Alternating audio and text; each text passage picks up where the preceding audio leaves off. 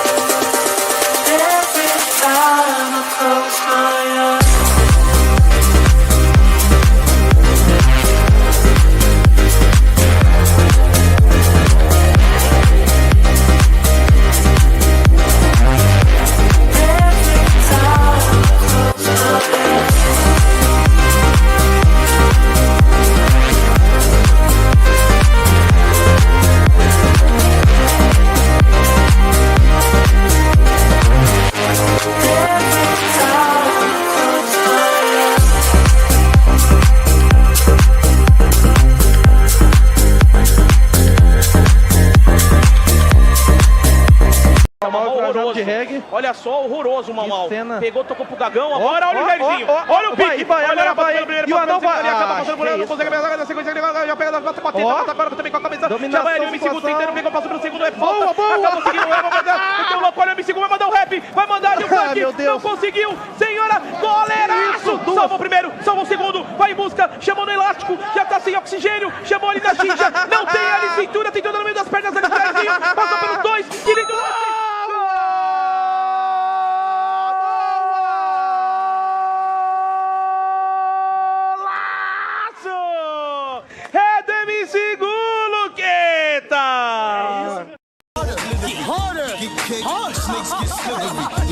Show y'all the meaning of chivalry. Rap ruler, you can ask Buddha. Right jab like Zab Judah. Every member on my team is a shooter. Tight like a room, no room for intruder. Yes, guys, big up everyone. Thank you very much for joining us again this evening for another Liverpool show, and I hope everyone's doing well, guys. Thank you very much. And join me. K-Mac is back. Big up, K-Mac. How you doing, man? I'm great. What was that video of loads of little mini Luis Diaz's? Luis Diaz. Did you say Luis Diaz? Yeah. Love a zombie.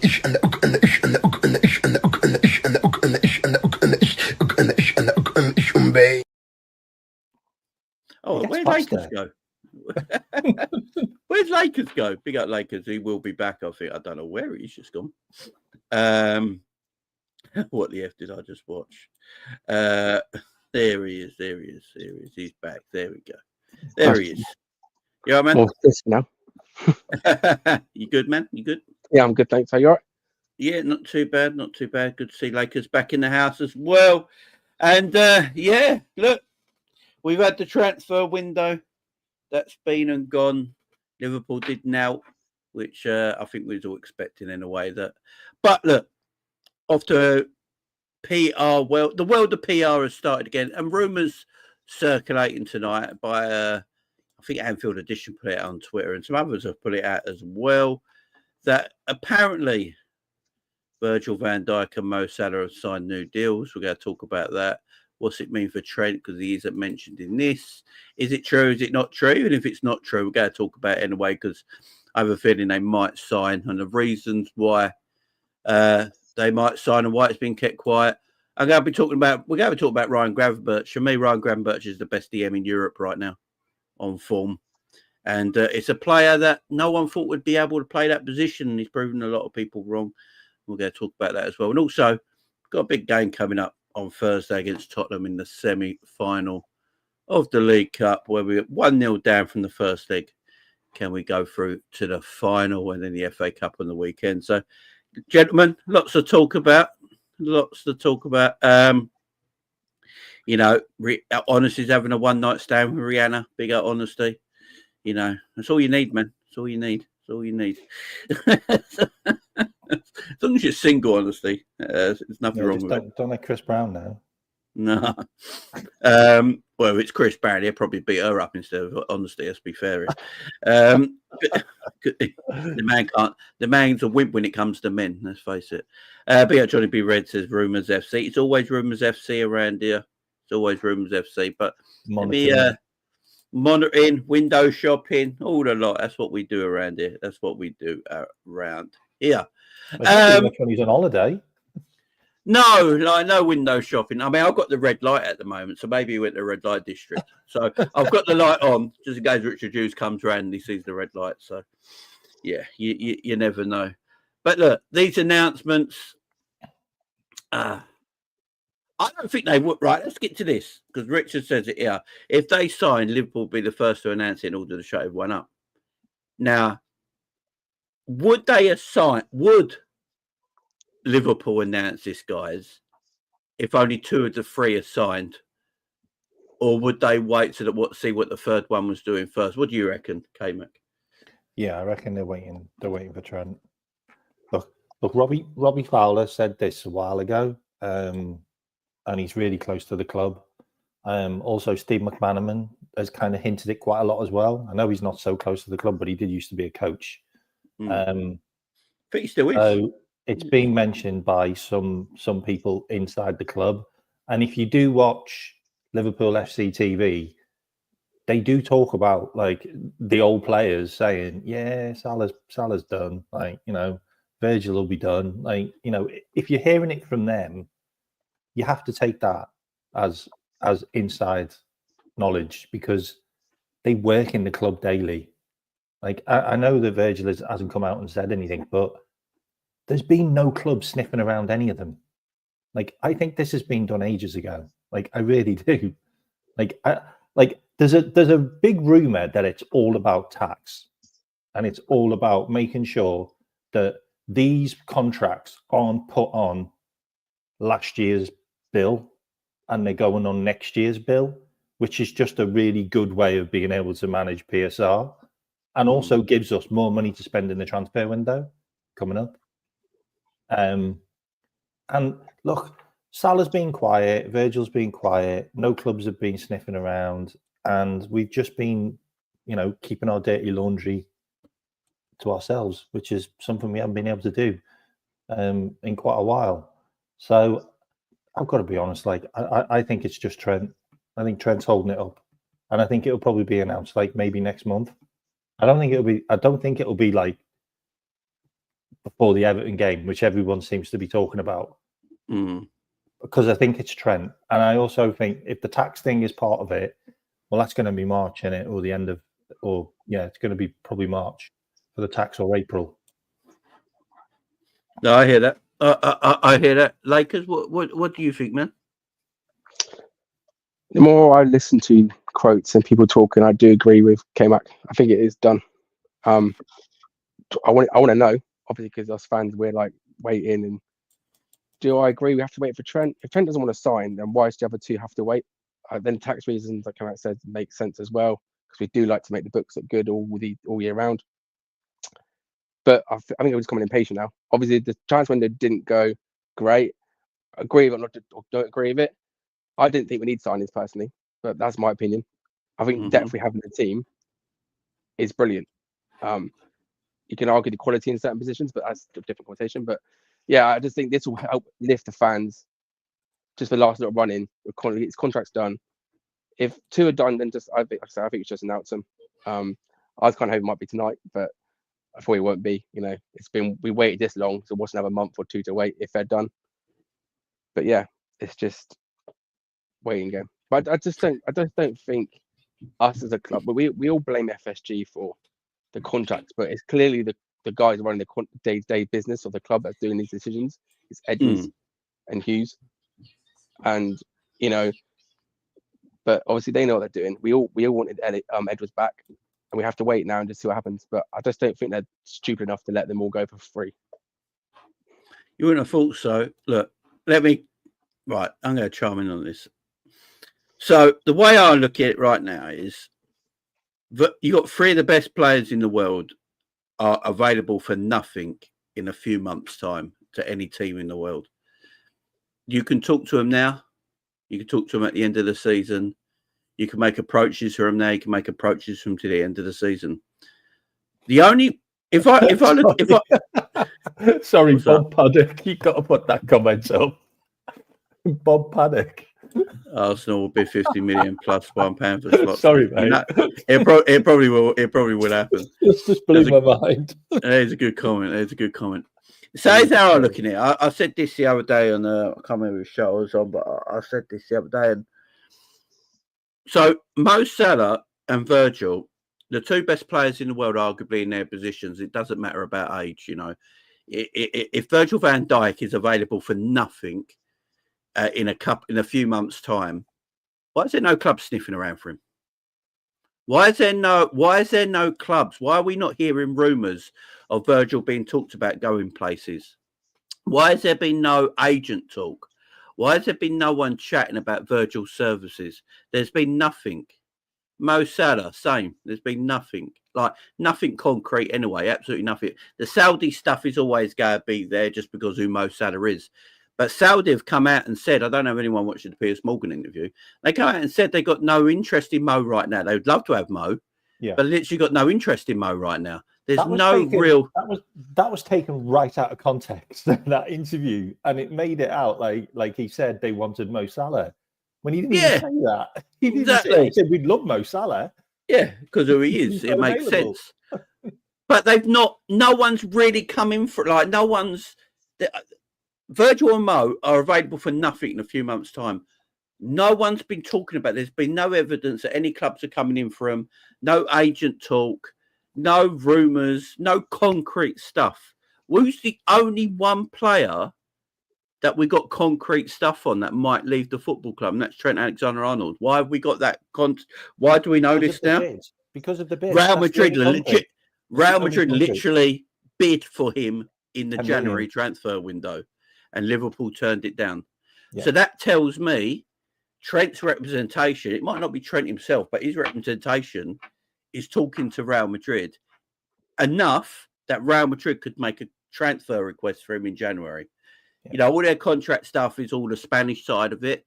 So we don't know how many of the rumours are true, but, so many rumours coming out from the Spanish side of it. Some of it's got to hit a little bit of truth, for it to continue. So if you look at all the three players right now, you look at Virgil and Mo, are the agents of other clubs talking to the agents of Mo and Virgil? But what they're saying back to them is, look, they're talking to Liverpool at the moment. They're not interested in talking to anyone else. So it's a bit of a pointless thing right now.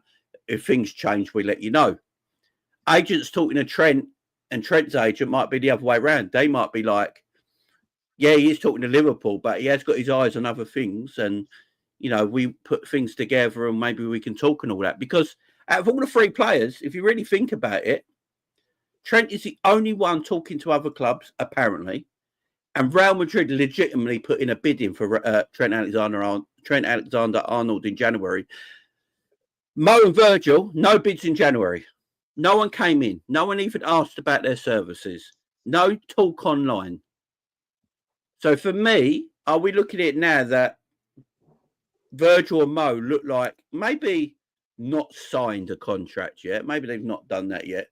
But their whole attention is to sign with Liverpool Football Club, and Trent's is in the air, K-Mac. Yeah. I mean, look, we didn't think it could be done.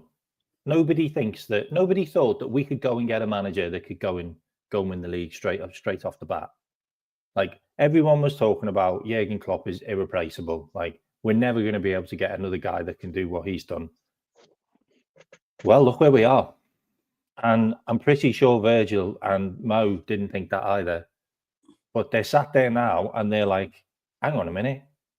We could have the next 2 to 3 years of winning title after title, Champions League after Champions League, competing in all the cups. We could have a real dynasty for the next 2 to 3 years, right at the end of their career. And that's got to be the reason why they've now sat down and gone, hang on a minute, we're not entertaining any other contracts right now. We want to see what we can do with Liverpool. And let's be honest, would you want to leave Liverpool right now? And I've seen people putting stuff in the chat there about Konaté's had his head turned. No, he hasn't. Konaté's being looked at as a future captain for Liverpool. Like, Konaté is going to be one of the main players for Liverpool in the next 2 to 3 years. Like, he's not captain material right now. I mean, he might be for France, but he's not for Liverpool because we've still got Virgil there. But a lot of our players are looking at permanent deals to stay at Liverpool for the next 5 years because look at what we've achieved already. And no one thought it could be done. There's no way any of us thought that we could be in for the quad here this season. Like, I'd be gutted if we didn't win 2. I'd be gutted if we didn't win the Premier League and the Champions League right now. I really would. And, you know, Virgil and Mo have given us absolutely everything this season. And I'm sure they're going to deliver more. And it looks like we've looked at them from a longevity perspective and gone, hang on a minute, these two are outliers. Like, they ain't going to drop off. We're going to get another 2 years out of these. And I reckon the deals are done. And I reckon it could be tax or it could just be waiting on Trent. And if Trent goes, Trent bloody goes. Like, you know what I mean? Like, you know, you've given us everything, mate. And if you want to go to pastures new, then, and if you think the grass is greener at Real Madrid, then fair enough, mate. But those two, I mean, how good were they against Bournemouth? And Bournemouth were fucking brilliant. Like, I genuinely believe Bournemouth are going to be wild cards for getting into the Champions League in the next year or two. Seriously. And they just bought another wonder kid from France, who West Ham were trying to sign for like 30 million. So watch out for him as well. I mean, and it's Richard Hughes' last club. He was the director of football at. So let's see how it goes, man. Yeah, definitely. Look, I've got a little theory. That's right. What? Obviously, go on, like, go for your theory, man. So Slot came in, and obviously, you would think always would discuss these contracts when he came in. Obviously, what was going to happen with these players. And do you guys generally think he would sign a contract to come to Liverpool if he knew he's going to lose his 3 best players in the same window? I don't care who you are. You're not going to take that gamble because he wants to come here and win. Because he's already said he wants to win silverware at Liverpool and go on beyond. And we've clearly got a plan for the summer. If it's left or right, there's clearly a plan there. Because I think this January we did the foundations for signing players. And I do think if we could get the players he wanted for the summer and move forward, they would have come in January. But we know as a club, we're not just going to go and spend a 10 million player for 6 months or for a year because we wanted a stopgap. They're not going to do that. They've never done that. But they waited for Konaté and we signed Davies and Kabak. And we went mental. But actually, long term, it worked out because we got who we wanted long term. So, like I said, I do think there's a plan. Slotley is happy with the plan. He's come out and said in the Lincoln interview, things are getting done behind the scenes for the summer. And I know we've heard it over and over again It's every summer is going to be a big summer. But I generally think Slot is going to be ruthless. I don't think he's going to be, I keep you because you're my friend. If you're not good enough, I don't think he's going to keep you. And I think that's what we have. We've got so much depth in the team. We have to sell players first. And then people are going to go, oh, we're sell to buy, we're sell to buy. No, we're not. We're selling players because we haven't got the space in the team to bring new players in. So we have to sell a striker or a left winger to bring these players in for those positions. And I think that's what it was. And obviously, this rumor about Nunes getting offered, now we've said no because we couldn't replace him in January, who we wanted. So we've said we'll keep him. If we lose £10 million on him, then we'll take that gamble because we want Isaac, for example. That's the rumor going around last night. So, like I said, I'm hoping that this summer actually is going to be the summer that we do go and actually improve the squad and get quality players in. Because obviously the Nunes thing hasn't worked. He was brought in to be the number 9 at 85 million plus bonuses. It hasn't worked. So I just hope that now Edges is back, that the scouting system and the data boys are going, right, this is who we want, this is what we're going to get. No, just on that as well. Isaac was getting looked at by Edwards when he was at Dortmund. Okay. He was a guy that Edwards wanted when he was at Dortmund. Sociedad. And then he went to Spain and did well in Spain. And then obviously the rest is history. But we wanted Isaac when he was in Spain. That was when Edwards wasn't with us. But Klopp wanted Nunes. That's just the way it is. Like, that's just sometimes how it is. And you also have to look at Bournemouth as well. Like, is this a nice little plan that we've had in place here where we've took the director of football from Bournemouth and we're now going to use Bournemouth as a feeder club? Because we got some good players from Southampton. Like, you know, we got Mane from Southampton.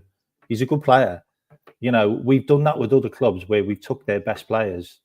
We haven't really done that with Jurgen, like, for a while. Like, that was what Edwards was good at doing. So are we looking at that with Bournemouth, where we go and take the likes of Kerkez and Hyson? And I've got to say, Hyson looks like a Virgil van Dijk regen. Like, can you imagine how good he's going to be in the next 3 or 4 years? Like, he is sensational. Like, he's got 80% passing, and he does those long balls like Virgil does as well. And ever since he came into the Premier League for Bournemouth, they've just looked really solid at the back since they brought him in. I can't believe Juventus actually got rid of him, to be honest. But the likes of Semenyo and the likes of Kerkez and the likes of Huyson, they're all players that give them a year or two in the Premier League at that level. Maybe they're ready to move on to Liverpool and we can take them on to another level. I don't know. Yeah, I like Huyson. Is it Huyson? I like him. Huyson. I completely. I know a lot of people like Morello from Forest. I don't think Morello's actually that good. I think Morello's a centre back that works better in a deep line defensive structure. I don't know if he could play a Liverpool way of playing a higher line, pushing higher up the pitch. I just don't think he's that kind of centre back. I think he's a centre back that looks extremely good in a low block with heavy protection. That's what suits him. I don't think he's got the athletic ability to play a centre back for Liverpool, but this guy does. Huyson does, no doubt. But he's. Why don't the chat think we're going to sign Isaac? Obviously, his price tag is £20 million, right? But we broke the record for a goalkeeper and a defender. So why don't you think we're going to spend? Because if we get his money for Nunes, which is £70 million, Isaac isn't going to cost much more on top. I don't think Isaac's going to cost 120 million. I just don't. That's why no one got him in the winter. Summer's when you can negotiate transfers down, ain't it? I think you'll probably get him for about 100. I really do. And I think that's good money, by the way. I think he's unbelievable. Yeah, I think if we went to Newcastle for attacker, it's not Isaac we'd get. Yeah. Yeah, I don't want him. Yeah, I'm just putting it out there. I don't think we need anyone on the left. I don't believe it's not with Cody. Yeah, look, I don't like Morello. Might be quick guys in the chat, but he's a low block centre back, and he wouldn't be able to play in a higher level. He's quite short, isn't he? Yeah, he's not as good as people think he I is. mean, we have tall centre backs. That's just our thing. Like the better defender at Nottingham Forest is his partner. That's the better defender. Yeah, I got this from D as well. Big up D. He said, Jamie, he could have signed for someone else, but he's asked not to say anything to derail the end of the Liverpool career. They won't want to piss him off or pull a deal. I think that's about Virgil or Mo. I guarantee you right now, if Virgil or Mo signed for someone else already, the world would know about it. Yeah, you couldn't keep that secret. That's why Klopp had to come out in January and tell the club that he was leaving. The world that he was leaving, because someone got a hand of it, didn't they? And it's about to tell they are two of the biggest superstars in the world. Yeah. Like if someone found that out and they weren't like tier one, they'd sell that story in a heartbeat, and they'd get so much money for it. Like pure clickbait. Like honestly, every single media outlet would want that story. You couldn't keep that quiet. You just couldn't. Yeah, I'm with you. And Iber says this: surely clubs like Bayern, PSG, and Barca crave a player like Virgil. Yeah. Now, this is what I'm saying. This is what I keep saying about these players, man. Virgil and Mo. Before I say that, I'll get this up as well. This is Mo's stats this season. This player is going to be available to anyone in the world in a few months' time, and these are his stats. You're telling me there's no club in the world that don't want to take Mo Salah right now for nothing, for nothing. You can have him signed officially on a contract now. Why are we hearing nothing about any clubs coming in for Mo and Virgil van Dijk? Look, Virgil's probably the best defender on form in the world right now, and these stats for Mo are ridiculous. So why have we heard no concrete talk that's, actually quite scary to us, thinking that we're going to lose these guys? You telling me that at the end of the season, Virgil or Mo still ain't going to have a club? They'd have their club sorted out, wouldn't they? Yeah. There's no way Virgil and Mo come the end of May 31st. Say Liverpool's last game of the season is May 31st, because that's the Champions League final, yeah? Say that's Liverpool's last game. You're telling me that Mo and Virgil haven't got a club sorted out? Telling me Mo and Virgil have to wait around pre-season begging for a club to sign them? We're meant to be they're the two best in the world. There's no way they're going to go into like the end of season break with no club. Exactly. And we've heard nothing about them leaving our football club, about it going to any other club so far. The only player we've heard is Trent, and we've had physical proof of it because Real Madrid put an offer in for Trent. That's why a lot of people think Trent will leave. I mean, if I heard that, we get to the end of March, April time, and we start to hear news that Bayern Munich or Real Madrid or Inter Milan or someone like that are talking to Virgil or Mo, and there's a possibility they go, then we'll have that chat again. But right now, as it stands, no one's talking to him. And in my opinion, it's because the fact that no one's not talking to him, everyone's talking to him. But their agents are telling them right now, come back later. They're trying to deal with Liverpool at the moment. They want to stay at this football club. They're not willing to leave. They don't want to go anywhere. Their first option is Liverpool Football Club. If it doesn't work and it doesn't, and for some reason they don't sign a new contract, then we'll come back to you. And that's why I feel like we haven't had any real dealings with anyone yet. Here's a question. Did you also hear the Virgil van Dijk interview? I think it was after the Bournemouth game, where they were talking about Mo Salah's goals, and then they started talking about Mo Salah, overtaking Frank Lampard in the Premier League records. And that's we got the memo. Yours says Master and mine says Mars. It does, doesn't it? And he basically said in the interview, don't worry, this won't be the last. These won't be the last records that Mo breaks at this club. Like, as in, like, he's going to come back and break more records. That's a good point. Actually, he's one of the most talkative agents out there, isn't he? Yeah, exactly. You know, it's true, man. It's like now, obviously, I'll big up everyone in chat, by the way.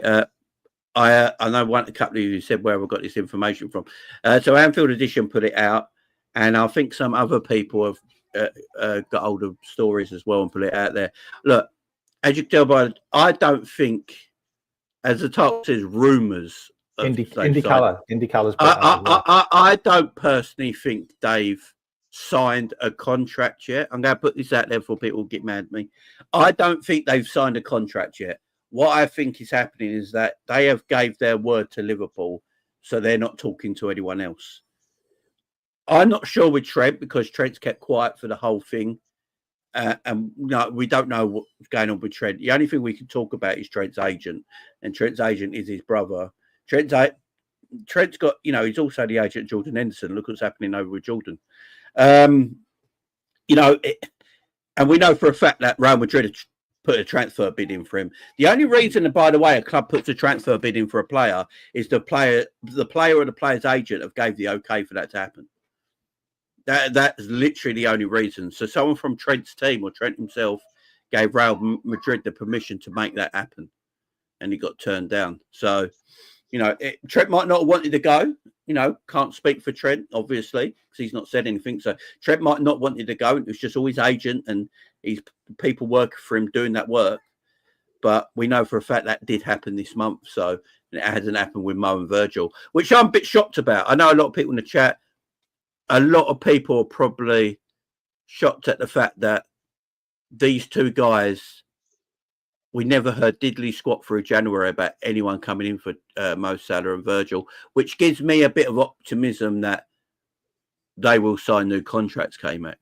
It's not just that. It's the fact that PSG just spent like 60 million on a winger.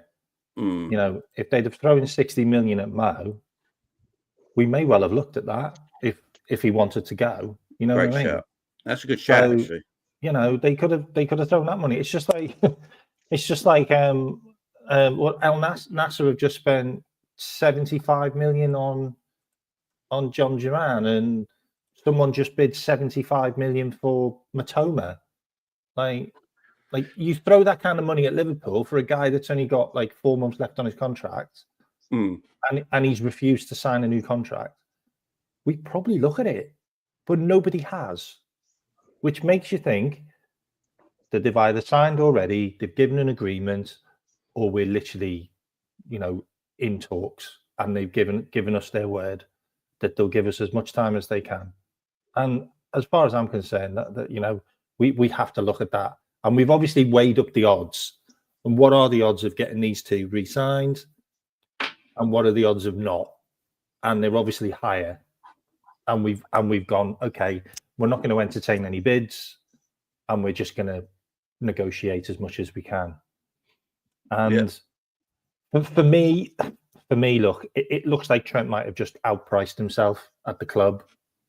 Like, he wanted too much money, like, and maybe we just can't agree with that, and that's fine. Like, if he wants 400 grand and we're not willing to give him it, then it is what it is. Like he can't be the highest paid player at the club being the right back. Sorry, for me, that's just not.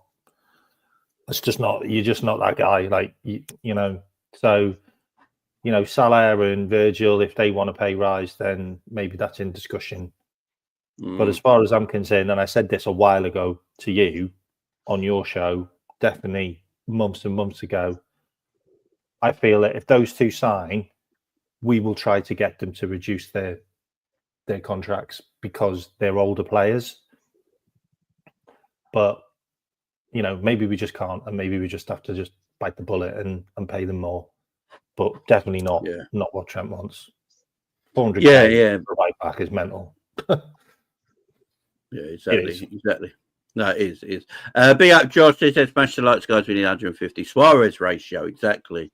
We don't want Darwin Núñez ratios in here, guys. We don't want 1 in 4 on the likes. At least get Suarez ratios going, you know.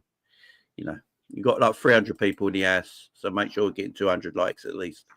Big up the wins in the house as well. You're doing well, my man. Hope you're doing good. Look, as again, I will say, big up Trigger TV in the chat as well. This is what I will keep saying about this. I don't believe they signed anything yet. The fact is that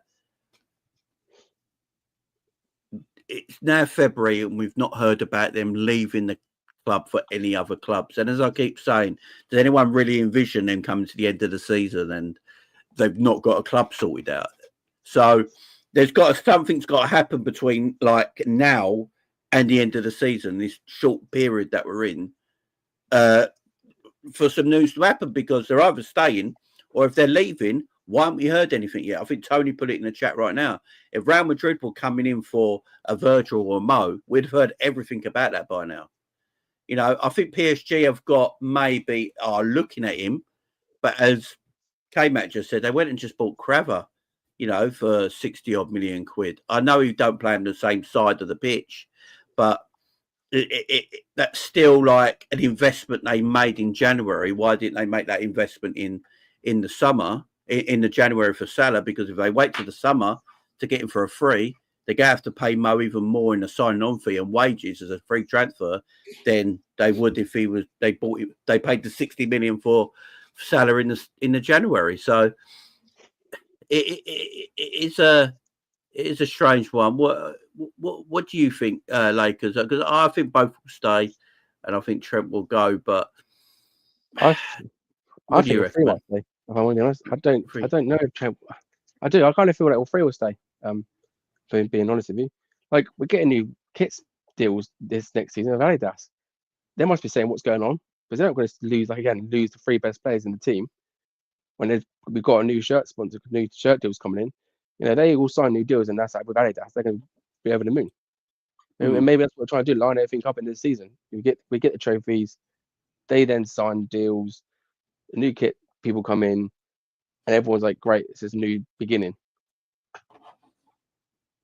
But like I say, is Trent worth 400 grand a week at right back? I don't think he is personally, because I don't think he defends enough at right back to be a right back long term for Slot. And obviously the only other option is he goes in midfield, but again, he doesn't do it in midfield for me personally. I think who we have in midfield right now is who's he taking out of the team? And you know, if you're paying him 400 grand a week, he's going to have to be a starter somewhere. So maybe that is a bit of chicken. We're saying no, we're not giving you what you want because we don't value you. Don't value is not the right word, because he is valued at the club because who he is. You know, he can win you games. Not denying that Trent can't win you a game with a hell of a pass, and then we've locked up the defence, and then we've scored. But is he good? Like I say, is he good enough to do that defensive role under Slot? And that's what I'm worried about long term. Well, as a defender, look, you know, right back is always going to be a defender, yeah? No matter how he played right backs are always defenders, right? That's a really good point, by the way, Jamie, the freedom journey's put in there. That has happened in the last 2 seasons. He has started to become injury prone. He started to get injuries. And this is accumulation of being played consistently every single game for the last, 7 years under Klopp? Yeah, and I said this a long time ago. Like him and Robbo got flogged consistently. There was no backup. There was never any backup. Any backup players got sold because they just never got a look in, because Klopp never swapped them over. Never subbed Robbo, and he never subbed Trent, like for years and years. And that's an interesting one that he has started to pick up injuries.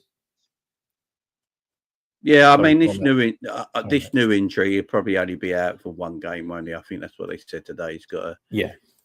Funny enough, though, apparently, I think Slot made a point of it. It was actually Trent who asked to come off. Yeah.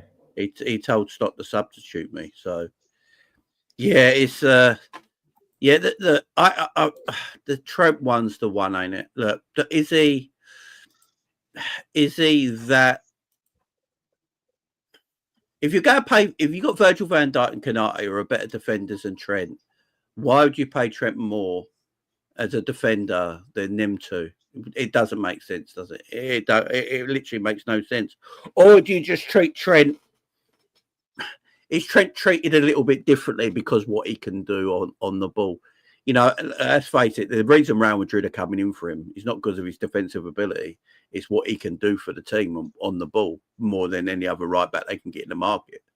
You know, Trent on that right-hand side of the pitch, getting forward, as soon as Mbappe and Vinny Jr. sees Trent's got the ball, they're going, you know, because they know they will find him like that. No problem. He's got one of the most incredible crosses in the world, mate. So do we have to treat Trent maybe a little differently as a more, because right back is a defensive position. I know people don't like to think it, but he's a defensive position. He's a defender. So do we have to treat him like a defender, or do we treat Trent with a little bit different? I'll let you go, K-Mac, while I just thought something. I think with Trent, I think there's a bit of middle ground there, and I think with the club, I mean, in case you didn't know this, like Trent actually got a pay rise last year or the year before, and he's actually on about 190 grand. So everyone says that he's on 160 or 140 is wrong. He's on nearly 200 grand. And also Alisson got a pay rise as well, so he's on like 225. So these guys got a bump. I think it was last year or the year before. So the stuff that Tom Little said, where Tom Little said that Trent's been offered 250 grand, I believe that's probably true. So I reckon the club have probably gone to a certain limit, and 250 grand's around about what Virgil's on. So he'd be like the second highest paid player at the club. So that would make a lot of sense. Like, and he's my captain, so it makes sense. Certainly not going to go to Salah's wages. Like 350k is like way over. So, you know, maybe they look at 250, 300 and just compromise. Like, you know, okay, yeah, you offer more than just a right back, but any more than that, like, I don't know. I just feel that it would be a case of a couple of years' time, then you're going to want more money. Like, we're not going to be able to give you any more money.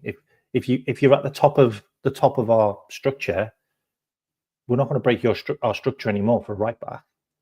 So that's probably why we limited it at like 250. And he's going to be on the same wages as Reece James as well, isn't he? Who's a massively overpaid right back in the Premier League. I think with Trent, though, he needs a Henderson, doesn't he? He needs a Henderson type player on that right side of midfield. Because I do think the right side is quite attacking. Obviously, like Salah, he's our main goal, he ain't going to come back and defend. Obviously, Trent wanders off and loses concentration, it feels like. And does this feel like maybe we need a right side midfielder who's happy to sort of just go and defend? Because I did see an interview with Slot where he said he doesn't like Trent cutting into midfield anymore. He wants him to stay on the byline and then go up the pitch like he used to under Klopp. Because he says midfielder too, he's got is better at it than Trent. So I think that's what the long-term plan is with this. Like, if we sign a 6 or if we sign midfield, is we buy someone that's more defensive. So when Trent is out the position and up the field, that player will naturally go into more defensive role. Yeah, and look, and with those crosses, like, that's what Slot said. Look, I want Trent out wide, and I want him to put those crosses in because he's got the best cross in the world, and he's done that on a couple of occasions. And guess what happened? We scored. Yeah, and he got an assist. And like my man says here, Slot wants an up and down right back. Jamie called it. I said this a while ago. You know, you just can tell by the way. This is what I like about Slot. I think Slot profiles players in our team maybe a little bit better. You know, he doesn't, like he said in that TNT. If anyone's seen that interview of Rio Ferdinand on TNT Sports, go really good interview. Because Slot breaks down what he wants from his team. And when he was talking about Trent, he's basically saying, look, I've got Gravenberch, McAllister, and Szoboszlai in midfield. I don't need him anywhere near there. Where his strengths are on this right-hand side of the pitch, and we know his strengths are the nearer the goal, with his ability on that right-hand side of the pitch, the better for us. Now, I think Slot's admitted it. We all know it. Trent's got defensive liabilities in his game. But there's a reason the top managers around the world want Trent to play is because what he does as an attacking sense of a footballer. What you got to do, Trent, with Trent in your team, it'll happen at Real Madrid if he goes there as well. You got to make sure you got your midfield correct for Trent in your team. It's just the way it is. He's that kind of player. He's an anomaly as a right back. It's just the way he is. But everyone would have him. Like everyone would have this guy. And the Slot wants to use him as that right-sided right back that, we get freedom to, that he has the ability to use that pass, cross the ball if he needs to, make that run if he needs to, get him free. As long as we can get him free and use him as a weapon, there's hardly anything like that around the world. And again, that's why Real Madrid want him. Real Madrid ain't looking at Trent and going, we want him for his defensive ability. They're not looking at him for that reason. Yeah. They want him because they know with him in their team, and they got Camavinga and that in the midfield and that forward lineup, Trent is the biggest weapon they could possibly have. He could split the lines from 70 yards away. Any other right backs can really do that. There ain't any. So that's why he's wanted. If we like a Hato type left back, then we go to back three if we need to. So then he can again go forward and have less that defensive worries. And we're also forgetting the fact that Real Madrid want him because he's free. Like they go for those players now. They go for players that are running down their contracts.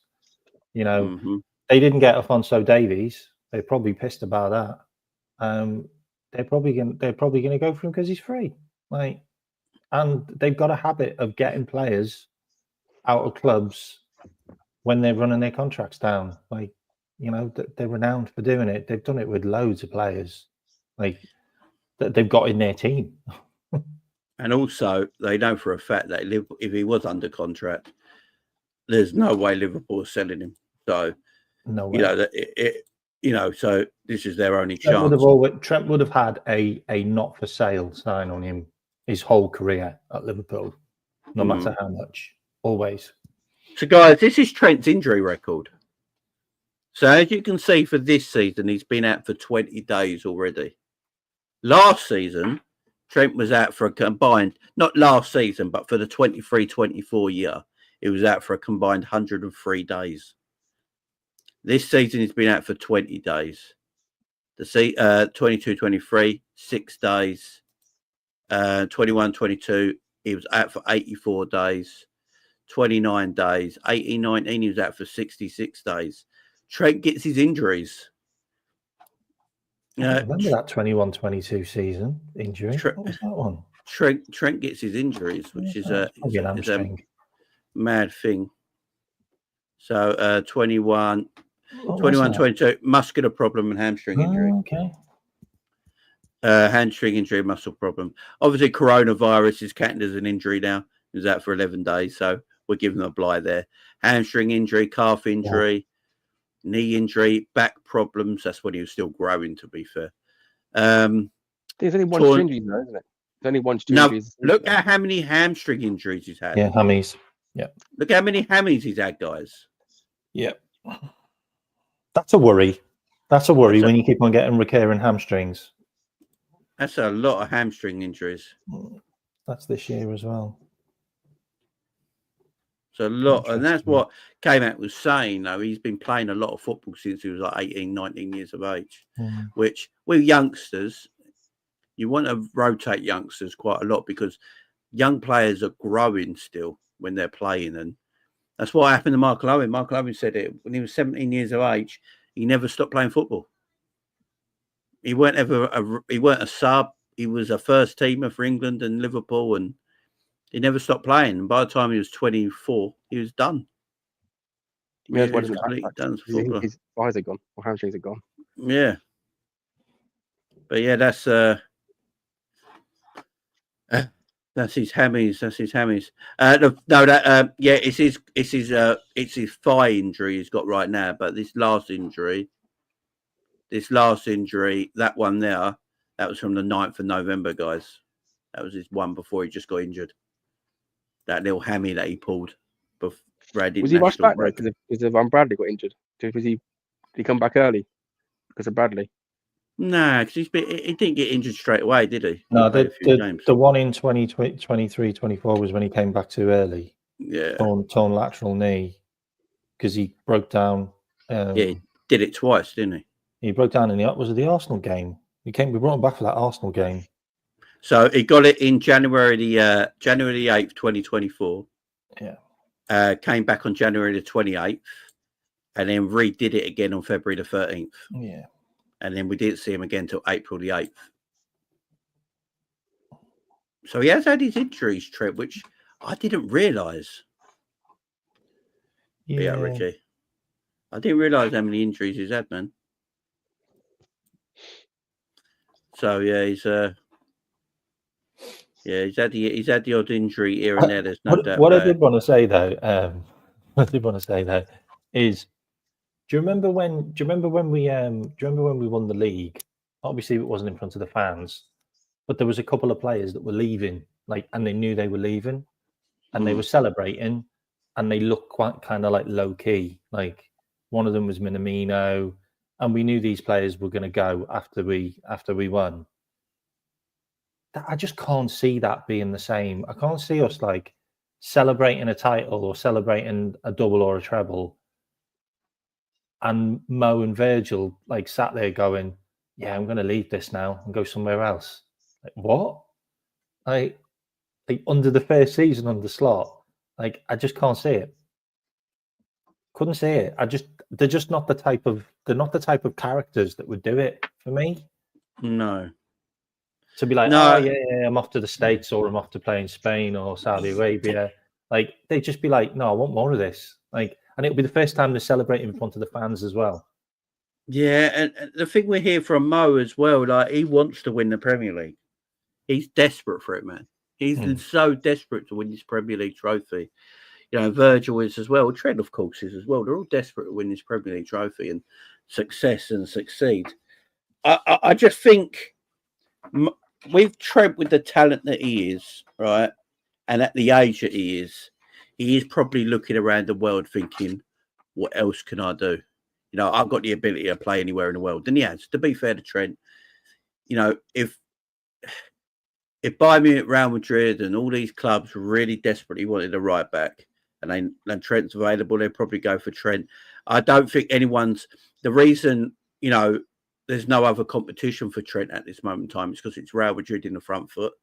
You're not, apart from the club that he's at Liverpool, Trent is not going to turn anyone else down for Real Madrid, is he? So, apart from the club that he's at. So that's why Bayern Munich's able to come forward. Juventus is Barcelona's, because Real Madrid are the ones in the lead at the moment. And, they want the guy and they proper want him. I know a lot of people don't believe the rumours from Spain all the time. And I don't all the time because I think some of it's a lot of crap. But I think we have to admit that, some of what's been said in the Spanish side of it is probably true. I watch Duncan, big up Dunk from Cop Talk TV, and he obviously lives out in Spain, and he says, Madrid definitely do want him. Not all the stories you're hearing back home are completely true, but there is a lot of reliability in what's being said over here. So I think that's the one to watch. But these two, I just can't see Mo and Virgil leaving. It's the fact that Trent just walks into the Real Madrid team. They haven't got a right back right now. Their right back is old and he's broke. He's done his knee. What was he done? Ligaments, hasn't he? ACL. Yeah. He's got to be out. Yeah, so he's done his ACL. So he's out for God knows how long. The guy they've got in isn't even a right back. He's like a right winger or a left winger playing as a right back. And also, I think Ancelotti's a big fan of Trent's.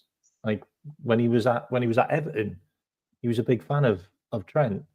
So, and at the end of the day, even if Ancelotti's not there, Xabi Alonso will come in, and Xabi Alonso plays a right back, right winger that doesn't do any defending.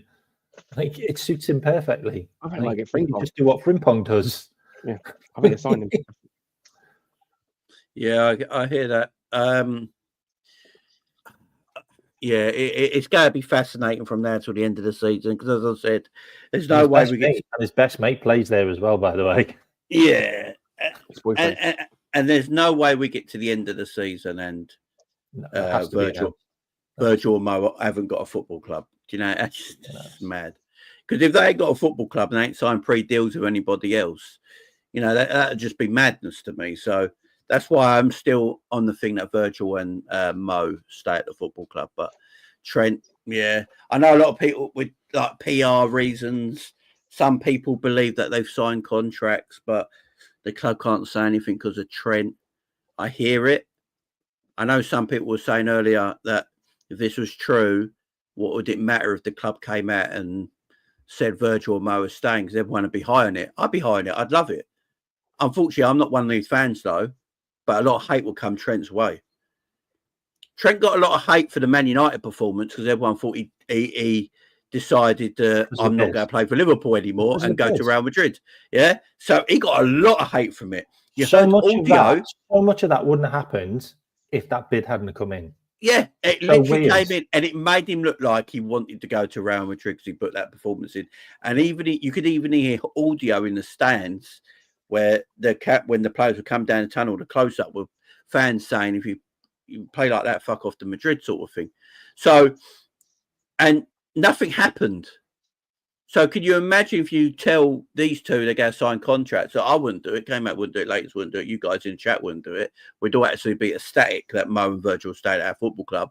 And we'll have the conversation about Trent. What's next to Trent? Is he going? What's happening there? We'll have conversations. But unfortunately, Trent will get a lot of hate. He just will.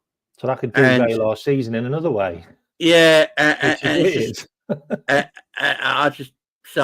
Look, I agree. It shouldn't be a problem to announce two and not the other, but unfortunately, there's a lot of people out there who just, really turn on Trent. You know, we saw it against Man United, and he's still at the football club.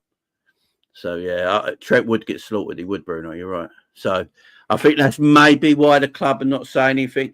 That could be a reason. For me, again, I will say this to people who's just joining. I don't believe the rumours that they've signed a new deal. I just believe that what I believe is they've gave their promise to Liverpool that they won't talk to anyone else. And I think that's the truth because we've heard zero about any club coming in for Virgil or Mo. And if we did hear a club coming in for Virgil or Mo, we would know about it because it's Virgil or Mo. So, so we ain't got to worry in that part of it for me. Right, let's forget about contracts for a second. Let's talk about Ryan Gravenberch. Ryan Gravenberch this season. So, obviously, we bought Ryan Gravenberch last season. A player that Jurgen Klopp wanted, brought him into the football club, but then sort of didn't know what quite to do with him. And then, played him in more of an attacking player. He played bits and pieces. I think he played 27 games in all last season. A lot of it as a sub, coming off the bench, getting his match fitness and all that. Obviously, Klopp left in the summer. And Slot made Gravenberch his defensive midfielder. Now, at the beginning of the season, a lot of people didn't think Gravenberch was a DM. And he's not the DM of a sense of a defensive midfielder like an Ugarte or something like that, a destroyer. But if you go back and watch him at Ajax, he was a deep lining playmaker. He was a deep lining player. He was it was a player that liked to play in a deeper position, ball carrier, can read the game. And right now, this season, if you look at he's not I wouldn't say he's the greatest tackler, or say it like that, but his interception level, I think he's one of the best in Europe. His recovery stats are one of the best in Europe. His reading of the game is excellent. I think that's something they don't give Gravenberch enough credit for. His reading of the game is very, very good. For me, right now, don't know about you guys. I'll go to you first, Lakers. But I think Gravenberch is the best DM in world football right now. He's been phenomenal. You can't deny it. Like, we all wanted a 6 in the summer. I think we all do want a 6 in somewhere or another. But, if you told me our pivot was going to be Ryan and McAllister, I would have been worried defensively a little bit. But yeah, he's been absolutely phenomenal. I think he's probably has been one of our best players this season. Obviously, we all go to the main man, but he just goes every game. He's ticking along. He's getting 7-8s most games. Unfortunately, doesn't get many man of the matches because obviously it always seems to go to the goal scorers. But yeah, he's been absolutely phenomenal. And you look at his sort of abilities and how he plays. He is a bit like Zubimendi, which is why I don't think we were now going to go for him, because we kind of want someone who's going to be sort of like a more defensive minded to help him. Like I say, because he isn't quite defensive enough to play with McAllister. This is why I kind of thought we're going to be a few goals here and there, because I feel like we need someone next to them who is a bit more defensive minded. End again, when Ender comes on, he just comes in and just does it. He gets on with it. Obviously, you look at the Madrid team, Gravenberch, he's been a quality defensive midfielder long term. But like I say, from where Ryan has gone from last season, and I don't even know where we all thought he would play this season under Slot. Like we had quite a few players that play in that position under Klopp. And Slot just seemed to where do you want to play? And he's gone, right, yeah, you play there, let's see how it goes. Yeah, and like now he's probably the first player on the team sheet for me in that midfield.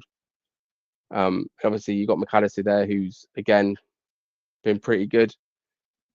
And yeah, I just think our team just works so well together as a unit. And Slot is just such a tactical mastermind. And I do think he's also being stepped on with how he lines this team up to get the best out of most players in the team. Obviously, we've all got players we don't like and who we don't rate. But yeah, he's been absolutely phenomenal. Like I say, from where he was last season to now, it's different player. Absolutely different player. I agree. Like Dustin says here, he's grab a DM lower as centre mid. You can get all kinds of different DMs, can't you? Like if you look at PSG, I think if you look at PSG, Luis Enrique was happy to let Ugarte leave, and he put Vitinha in his place. Right now, Vitinha is he's more of a deep lining playmaker. He's extremely good with the ball at his feet. Got great passing range. Can score a goal from distance as well. Can move with the ball. Right, but he's not a destroyer like Ugarte is. But he's a different kind of player in that area. I wouldn't say like Gravenberch is that kind of defensive midfielder. He's like a sitting midfielder. That's what he's like. He's like a sitting midfielder that picks the ball up from deeper positions. He's a very, very good ball carrier. He's an extremely good ball carrier. He's extremely press resilient.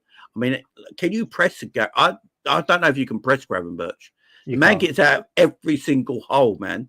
And that's what makes him so good in that deeper position, because his press resistance, his ball carrying, all that's his main skill set. And that main skill set suits the position he plays on the pitch in that deeper role. Now, I wouldn't go and class him as a DM maybe, but he's a DM for us. And for me right now, I think he's the most informed DM in Europe. I think Camavinga is a better footballer than Gravenberch. I think we can all admit that, but I don't think his form is as good as Gravenberch's this season, form-wise. So, no. Like obviously, we had the great ones. We had Gini, we had Henderson, we had Fabian. They're a great three together. I just think it's the three we have in the field now. Again, it's clicking so well. Obviously, like he runs like he's on energized bunny. He doesn't stop. You've got McAllister, who's got the skill and the flair to sort of get in and out of round players. And then you've got Gravenberch. So do you think maybe actually it's just the three are just doing so well together that they just sort of work well and they just interlink? Suppose I would drop back occasionally in game and Gravenberch will go up. Same with like McAllister. So, is it just more? It's the balance of the team, isn't it? Yeah, it's the balance. Like Song 4K says, they're out possession. Matt tackles the most.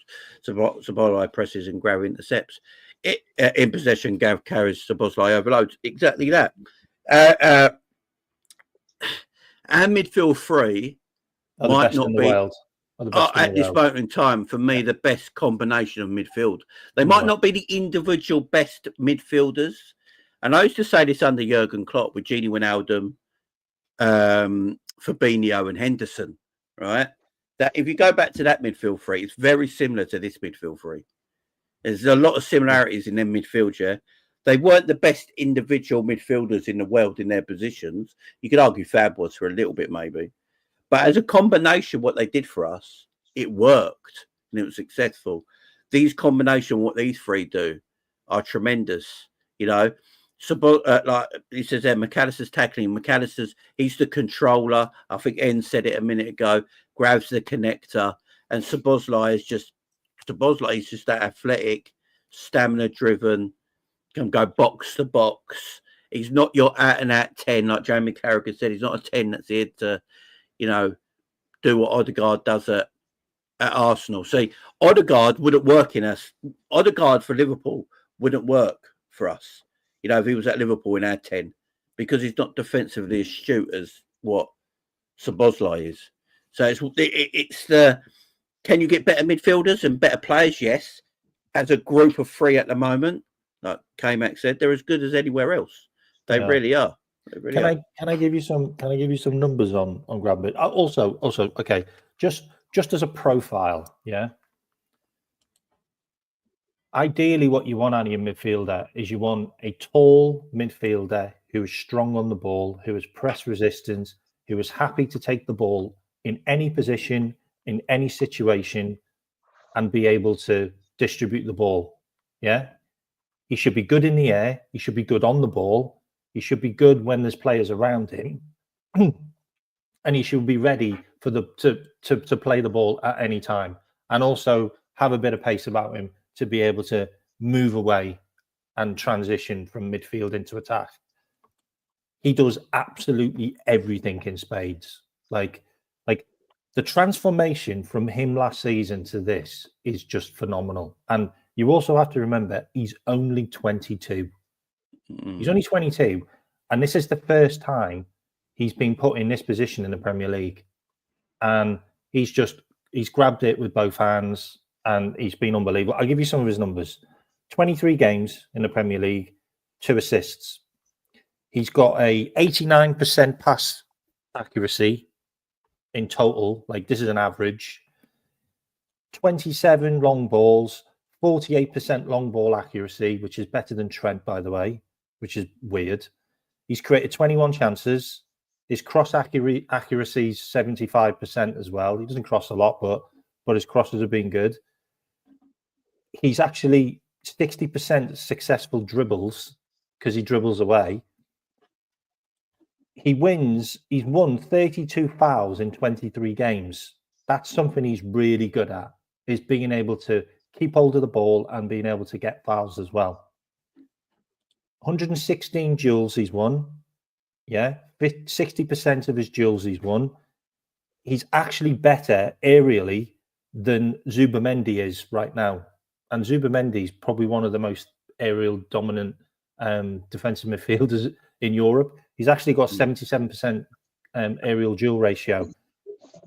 40 interceptions, 125 recoveries, and he's still not got a red card. And he's right in the thick of the action consistently. He's had 5 yellow cards, and they've all been professional fouls, by the way, where he's just had to pull a guy down, which is fine. And we want that. We want a guy to do that. But I genuinely believe he's probably one of the most complete midfielders that I've seen this year. Like, he can do absolutely everything. And I even feel that you could probably put him further up the pitch and he could have more of an input with his shooting and his assists, but we don't need him for that. But I just think he really does work. Like, he works in the team. He can drop into the centre-back position if we need him. The only issue I've got with him is sometimes he gets isolated, and that was his problem last year. Like, because he only played in the 3, and a lot of the time he was isolated, he can get picked off. Because at the end of the day, you're just one man, and if you've got like 2 players doubling up on you, or one guy running past you, you just play the ball around him. But in a double pivot, it really, really suits him. And like I said, he's only 22. He's younger than Dominic Szoboszlai when we signed him, and he can only get better. I don't think there's a better player in midfield in the Premier League out there as good as him right now. Yeah, I agree. And my man says here as well. And I think this comment here is why I think Liverpool will probably look for one more midfielder in the summer who is that progressive passer. Stella. From Stella. someone like that. Stella. It's not going to take Gravenberch's place or anything like that.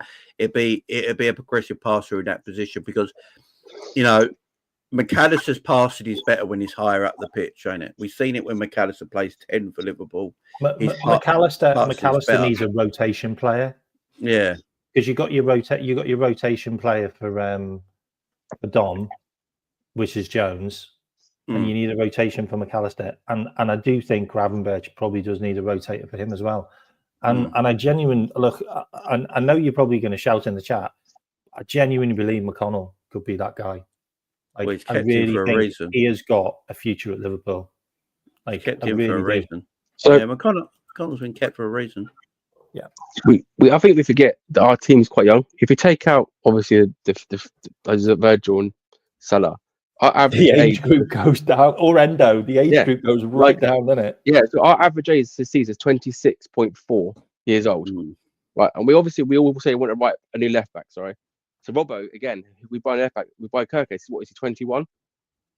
This team, what we've got, with a few little tweaks in the summer, could go on underslot and win trophies after trophies. And I think this is what they're looking at. And I think they don't want to rush in and just buy someone. I think they want to get this because I think the money's there now. I do think the money's there. And I do think it might be quite a nice kitty in the summer. And I think they just want to make sure they get that right player. So if that player means costs us £100 million, then I think we'll do it because he's the right player. If we can get a left back who's got a £26 million release clause, that one that's in Spain, then I think we'll do it. I think that's where we're at. I think that's what we're doing. I think that's what we're doing during the January transfer window, is just trying to get feelers out for, like, if we get Hatter again, what was he, 19? This team is like McAllister's 25, like Gravenberch is 22. Suppose is what 23, 24 now, just 24 now. That's our main mid three. Could literally be here for another 5 years. Jones is 24 as well. Jones 24. Is 24 again, so he's a rotation. He's a rotation player. They could be here for Elliot again if he's here long term.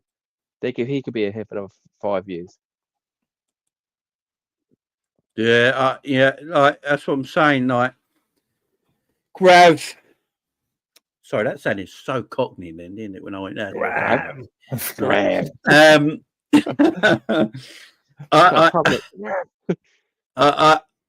do. I love Gravenberch. I think he's a tremendous player.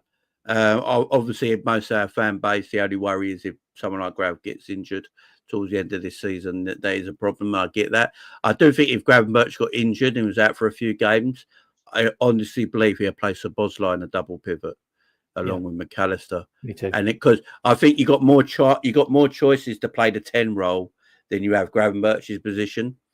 And I just don't think Endo's going to be that guy. I think he puts Szoboszlai in a double pivot. It depends how many games of it is. If it's just one game, then I think Endo would play. If it's 2, 3 or 4 games that Gravenberch missed, touch wood that he don't miss any games this season in the Premier League, obviously for injury. But if it's like 3 or 4 games that he's going to miss, I actually think he'll play Szoboszlai with McAllister and play. Then in the number 10 position, you got the choices of, you could play Chiesa there. You can actually play Jota there. You could play Elliot there. You could play Curtis Jones there. You got a few more options in that position. So I think that's what he would. That's what he would go and do if that was the case. Have you heard that wild stat? You know me and my stats. Have you heard that wild stat that it's the last time we had no injuries in February, obviously before the Bournemouth game, was 20 years ago. Well, say it again. Sorry, I want to listen properly. 20 years is the last time we had no injuries in February before the Bournemouth game. Jesus. Yeah, it's mad. Our injury record this time of year is usually when it goes downhill. Because if you actually look at this year and last year's, between Slot and Klopp, there ain't a lot of difference. The league positioning, goal score, goals conceded, all these metrics how many goals we conceded first or how many goals we conceded first last year. There isn't actually a lot of difference. And this is the one thing I've said. The reason Liverpool went and got Arne Slot is because there's not a lot of difference between the way he wants to play and Klopp's way he wants to play, because it's what top level players do. The one thing Slot has different is his medical department is a lot better. You know, he brought them with him. Yeah, he brought them with him. You know, is his name Peters, the bloke, the fitness geezer? They're trying to keep players fitter for longer, which means he can play better players for more of the season. Because I'll say this now: if Liverpool kept everyone fit last season, I think Liverpool win the league. Yeah. Our league form went that way as soon as we started getting injuries and tiredness. Because the one thing with Klopp, obviously, Klopp covers so much distance in games. He always wants to outrun the opposition. And I think this year we're very low down on metrics of distance covered. I believe when we played Bournemouth on the weekend, Bournemouth covered more distance this season than we have for running.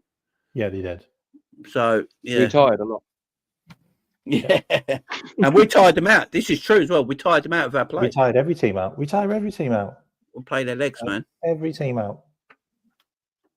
Sounded like Rodney Trotter. So, obviously, I'm hearing a lot of, we're only top of the league because of Man City not doing very well, and Arsenal were unlucky with referees. But I looked at the table last year, and what were we, like 2 points difference, I think, off the top of my head. Yeah, so we're probably the most consistent team over the last 2 years. The only team that's dropped off from the table last year is Man City. And then obviously I see it again. Us fans are going, "Oh, we're better than Man City." Well, you're not better than Liverpool, are you? Because we're above you. So stop looking at Man City and actually look at who's above you. We were top of the league. We were top of the league in January last season, anyway, weren't we? Yeah. It was in February It was in February time when we started to dip because all our injuries started happening. Well, we had all our injuries in January and February, and then we brought a load of players back, and they were shit. Yeah. Like Mo, we basically didn't really have Mo from January last year. We didn't have Mo or Endo. So here we go. We were top on 45 points last year after 20 games. Oh, no, hang on. Yeah. That's the wrong one. No, there weren't. There is not a lot of difference. There was not a lot of difference. It's just this year. No, we're on 51 points last year. Now we're 53. So yeah, 2 points difference, and we're top. We still got a Man game. City was second. And we were a game less as well now. Yeah, we've got a game in hand. Yeah. That is a point as well. If we win that game, that points difference to last year is actually quite big, ain't it? So, and we've also got like 2 less games as well that we've got to play because we qualified for the Champions League earlier. Like, I also wanted to say this as well, which people probably haven't noticed. In the last 2.5 months, we have played almost half of our away games. Did you know that? Mm-hmm.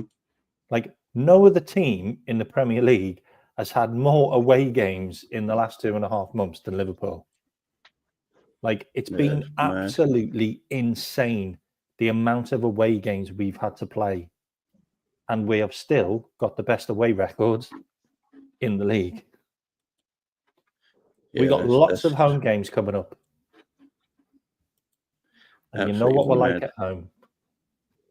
Yeah, I agree. I mean, it's just, I'm trying to get the injuries, Liverpool injuries in numbers. Right, hang on.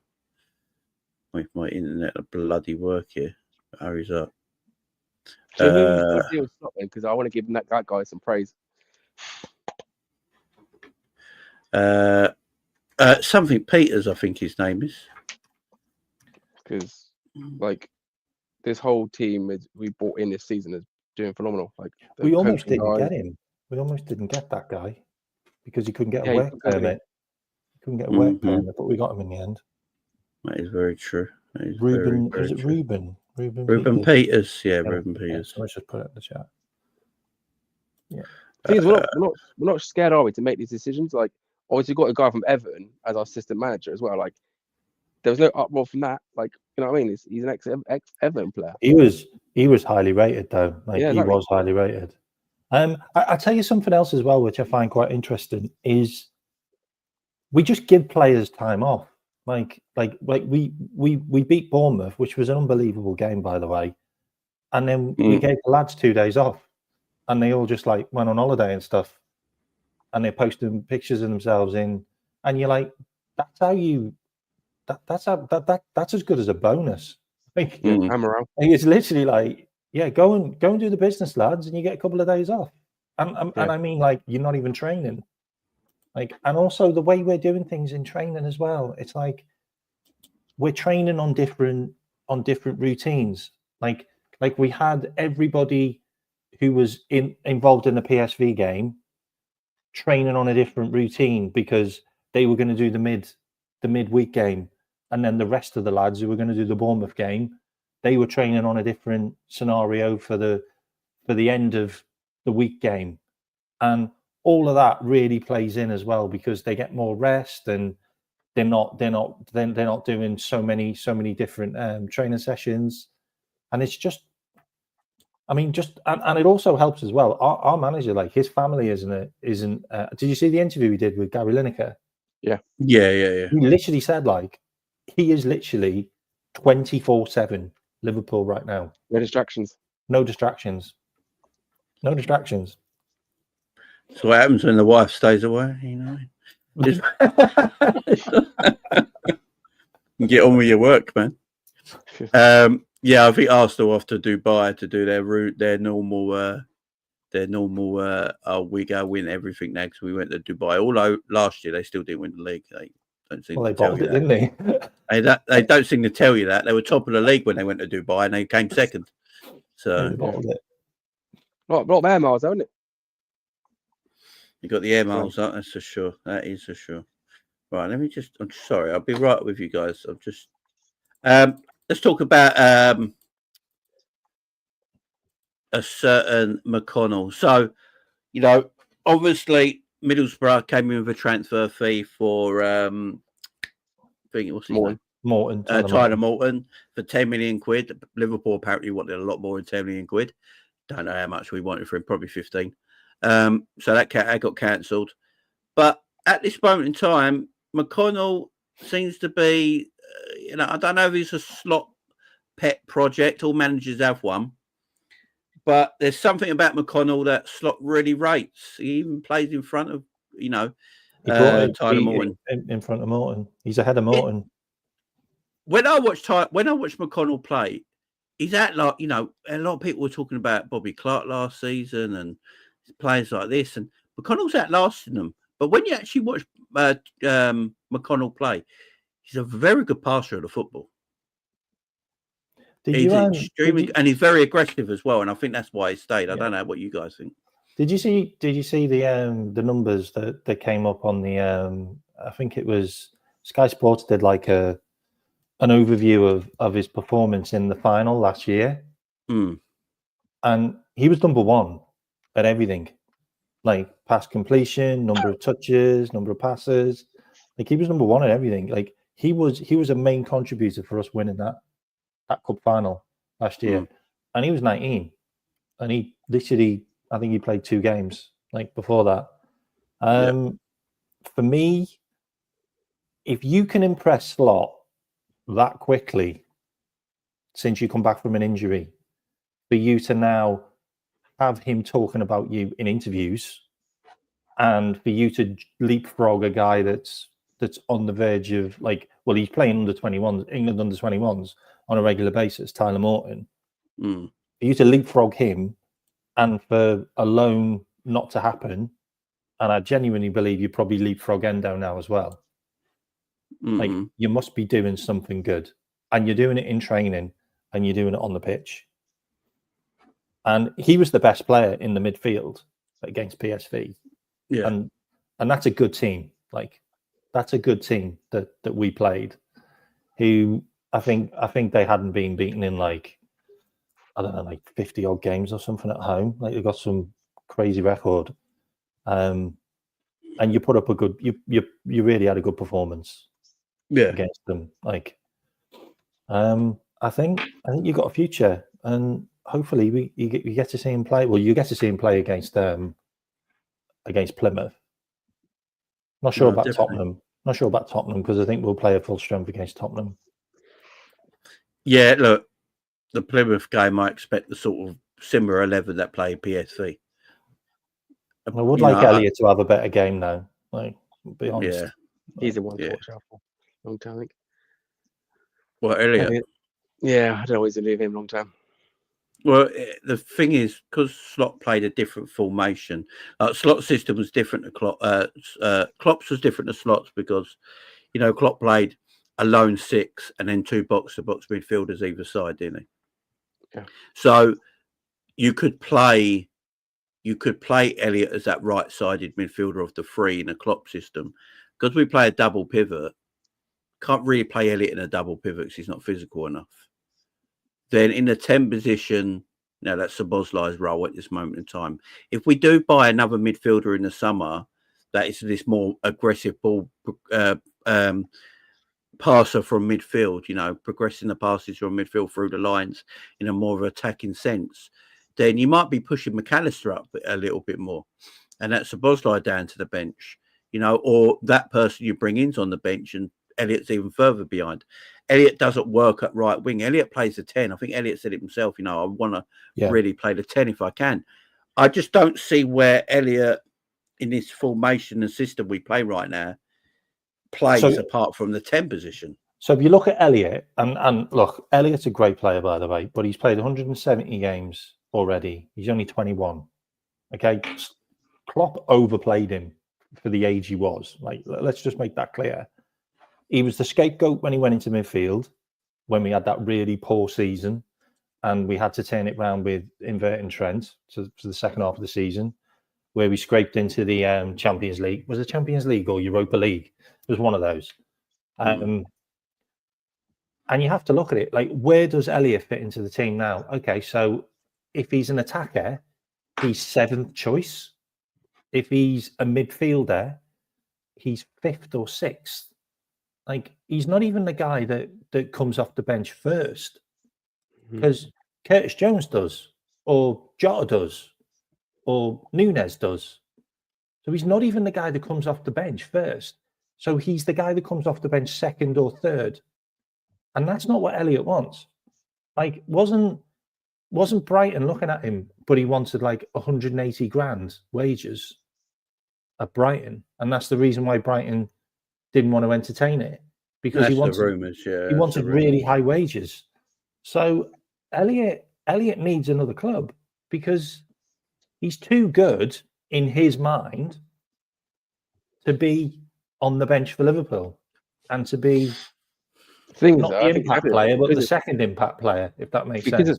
Because of Liverpool, I think he's happy on the bench because that's his club and he loves Liverpool. Like, he grew up supporting us, and I think he's happy to be on the bench because it's Liverpool. I think any other team, he'd wanted to be a first teamer. Like I said, because he supports his club, I think he's happy for another season to be on the bench and just try and get in the team. But obviously, like you said, like, he's bringing Jones on as a 10 before he brings in Elliot. And to me, Jones should be in the pivot because I think he's better because he can see up the field more. And that's what I'm concerned about. Like, why isn't he second choice a 10? Like, bring on the balls like 80 minutes. He can't defend. Yeah, so. Jones defends. Jones is 6 foot tall player. Like, he's strong. He wins the ball. He's also press resistant. And then you got Dom, who's like 6'2", 6'3", same, like, absolute beasts. Elliot's not that guy. Like, no, he's just not that guy. It's really unfortunate because I really like Elliot. I think he's a great player. Yeah. He's too good to be a squad player, Russell, in his eyes. He really is. Elliot would play very well for Brighton, because of the way they play football and at what positions he could pick up. He'd be really good for Brentford as well, by the way.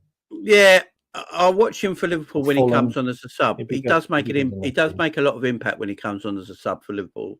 For me, I always say there's games when he comes on, he makes impacts because, he's got a bit more of a. I think he's more creative than Dom is.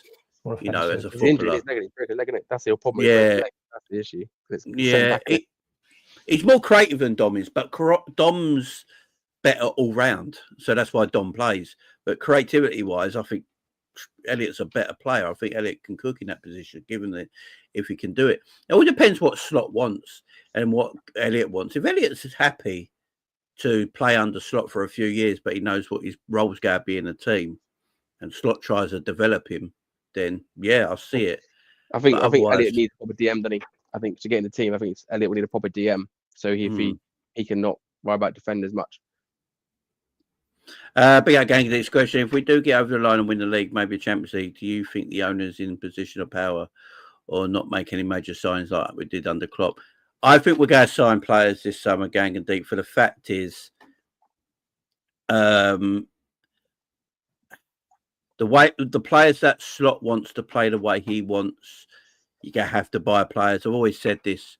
So in a Klopp team, you could buy anyone and Klopp will make it work.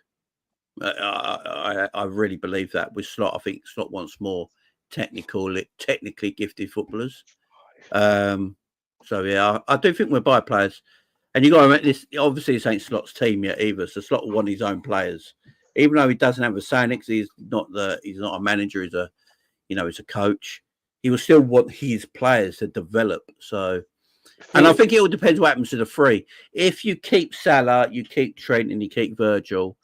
I think if Virgil stays, Kanate signs his new deal, no problem. I think Kanate is literally waiting to see what Virgil does. So he'll stay. Joe Gomez will probably stay. I think Kwanzaa will go on loan. I think Simic has to be sold, or Robbo will be sold, one of them two. Costas. Yeah, and then I think Darwin Núñez will go in the summer. Luis Diaz will go in the summer if a team comes in for him. They won't stand in his way. So then they'll replace them players. If you lose all three of them players, Salah, Trent, and Virgil, you have to sign about 8 players. We ain't going to do that. So I think we will make moves. I think we'll get a new centre forward. I personally think we'll buy a centre back, a left back, a midfielder, and a centre forward in the summer. 5 players. Yeah, I think that's what we'll do. The thing is, we're all saying we wanted new signings in the summer. Last summer, obviously, when Slot came in. But think about it, Slot had 30 odd players that are new to him. He had 30 new signings, and he maybe this season just what I draw. Leave it as it is. Let me just see who I can get a click out of. Then we can tweak it in the summer. And again with these 3 players, I do think it's bonuses as well, because I did read somewhere that our bonuses are quite easy now to trigger, because obviously like it was before, it was I get to final, you can have a bonus, but now I think it will change it to you win the trophy, you get the bonus. Yeah, we used to have bonuses where you didn't need to win the trophy. Yeah. Like just for getting to a final, you get your bonus. So I think that's what wild. It is now. I thought that was wild. I think we'll have a similar summer to the summer we had a few years ago when we bought 4 midfielders. Yeah. So in that summer we bought obviously Endo, McAllister, Szoboszlai, and Gravenberch, didn't we? Yeah. I think we'll have something similar, and it's because we're going to sell. Darwin Núñez, I think, will be sold in the summer. Yeah. If people want Luis Diaz, we ain't going to stand in his way. I think Simicas or Robbo would go. It'll be Simicas. Yeah, and I think there'll be other players maybe going on loan as well. So for money generated, I can see us, definitely buying players next season.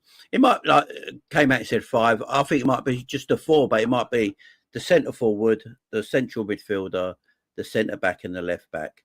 Because then really, Slot's got 4 players in his 11. Slot is not going to want to sell Virgil, Trent, and Mo. Why would he? So the reason why I say 5 is you missed out right back, because Trent will go. So for me, Trent goes. You need a new right back, don't you? Yeah. That's your 5. So yeah, that's where I think. And there's loads of players being sold. Like there's loads of players going out. Like, yeah. So Queven's not going to stay. We're going to get money for Queven. I think we can get youngsters in summer. I think like Diaz. I think he'd go, because to me, Gakpo's a start at left wing at the moment. If you can get 56 million for Diaz, you can go and get a Griffins from Dortmund. He 20 again. You've got another left winger for long term, and he's homegrown. Yeah. I think this is what they look. This is what I think they want to do in the summer. I think they just want to get the players now that are like 27 that aren't, or same sort of level, and get to a little bit higher. Just so actually they got that. Because to me, Gakpo and Diaz are roughly the same. Diaz has a dirty patch. a purple patch. A dirty patch. And, A dirty yeah, he patch. might do. He has a purple patch, and then he goes missing for half a season. So maybe that's why we'll do like obviously like chat say you got Diblins as well at right wing. Like maybe Chiesa was important to flip. He'll go to Spurs. No, we don't know. This is He'll go to Spurs. Dibbling. I'm quietly optimistic. I'm quite I do like him. I think he's a great player. He's a great player. Yeah, I hear that. Big up Cody Gakpo, by the way. I don't think he's getting enough mention this season. He's been sensational. I think he'll hit 30 GA this season. I think he'll get 30 GA. Well, he's on 15 right now. He's got 15 goals. Sorry, he's got 20 GA this season already. Cody Gakpo. Yeah, I don't think this has been spoken about enough. Cody Gakpo. It hasn't. Cody His home Gakpo record's unbelievable, mate. His home record's brilliant. Cody Gakpo this season has played 34 games for Liverpool. He's got 15 goals and 5 assists. So he's already got 20 GA this season, Cody. It's not been spoke about enough. And people talk about Cole Palmer all the time. Cole Palmer, he's got more Premier League goals, but it's similar. He takes penalties as well, mate. Cole Palmer. Yeah, it's a similar kind of stat. So I don't know why Cody's not getting the love he deserves. I think Cody's been excellent. I know, people said you can't win league titles with people like Cody, and what is it Carragher said about him? They're right. Last season they were right though. You couldn't win the league with Cody because he was playing out of position. He's playing midfield, for God's sake. Klopp had him in the midfield. Yeah, they had him in the 8. Why? What are you doing? I don't know how good Klopp is, but you just go, what are you doing? But to me, my wingers for next season are Gakpo and Salah. And if you can go and get a top striker, then go and get a top striker. Now, if we can get 30 goals on the left wing and like 30 goals on the 9, and you got Salah down the other side. Well, do you know what I mean? Cody and Mo are very similar. And people don't go at me. I'm not saying Cody's like Mo. What I mean by similar, they're both GA wingers. They're both. That's what they are. Salah can ghost a lot of games and still got a hat trick. You know what I mean? Cody can ghost a lot of games and still get a brace. It's just that they can win you games of football. Cody and Mo wins you games of football. That's what they do. That's what they're good at. Yes, they ghost games, but would I prefer a player that ghosts a game but win me a game of football, or a player that is very active all game but then really does nothing in the final third? I'd rather the GA personally, in my opinion. I think Gakpo's been excellent. Jayden Danns. So obviously, I think Jayden Danns signed a new contract before he went on loan to Sunderland. If you have a look at Jayden Danns' photo, it looks like he's pissed off. He's injured, isn't he? He looks disappointed going on loan, but apparently he got a back injury. His loan's not been cancelled. He's just staying at Liverpool till his injury's cleared up, and then he's going back to Sunderland. So, yeah, big up Jayden Danns. He needs it for me. If he's not going to play enough football, you might as well put him out on loan. He's going with the big boys now. Exactly. It makes sense though for us as well. Go and play with the big boys. Boys. Obviously, question mark for us right now is both our 9s for different reasons. Nunes he can't hit barn door, and Jota he can't stay fit. So we'll let him go out on loan for 6 months and let's just see what he can do. Go and get Sunderland promoted. That'll be amazing. Amazing. Bring him back. He could be second choice. Or you do what you say to if it's something get promoted, you let him go out on loan again, and then you get 2. You get 2 strikers. I'm at the mindset as I'm selling Jota before I'm selling Nunes, just because at least Nunes is fit. So if we have an injury, he can play on the field. But long term, they can't. Neither of them could be our main. Could be 9s long term for us. Are we brave enough as a team to go? Do you know what? See you later, both guys. And do we bring in 2? Then you're looking at 6 signings, aren't you? That's the thing in it. That's what we've got to sort of. Will they do it? I mean, Jota's. I don't want to tempt fate, but I feel like Jota might retire in a year or 2. Yeah, because he's already sorting out businesses for when he ends football. That's come out recently. So it makes you wonder whether Jota's actually got worse injuries than we actually know. But I don't know about Jota. We can't have another Naby Keita. We can't have another Naby Keita, especially as an attacker. We just can't. Like, I know he's great, and he is great. I think Jota's brilliant when he's on the pitch, but it's just not what we want moving forward. I think Slot might persist with Jota next season, even with the injuries, if he buys a striker. Yeah, if he buys a striker, if we go and buy a striker and we keep Mo Salah, I would keep Jota for that reason, because you don't have to be the main player, because Slot will go and buy his number 9, and you got Mo Salah still at the club, and you got Cody. Then you can let Darwin go, and Darwin's going to probably fetch you new money. He's probably going to fetch you money. People will be shocked, but I think we'll get money for Darwin in the summer. I really do. I think we'll get like 60, 70 million, mate. Yeah, I think we'll get money for Darwin. I think people will be shocked. He's a young guy. Look at the players going around the world for how much, like ridiculous amounts of money. Yeah. It's a mad one to me. But guys, look, we're going to leave it there. Nunez won't refuse to leave if he's offered 500k in Saudi. No way. Look at the doggy. All right, guys, we're going to leave it there. It's been an hour and 40 minutes. It's been a great chat. We're going to talk about the Tottenham game maybe tomorrow. So we'll do the Tottenham game tomorrow. Big game coming up. But big up everyone here. Appreciate you all, as always. This is going to send you over to Coppish. So just go and do a Jamie Phillips raid over in Coppish, guys.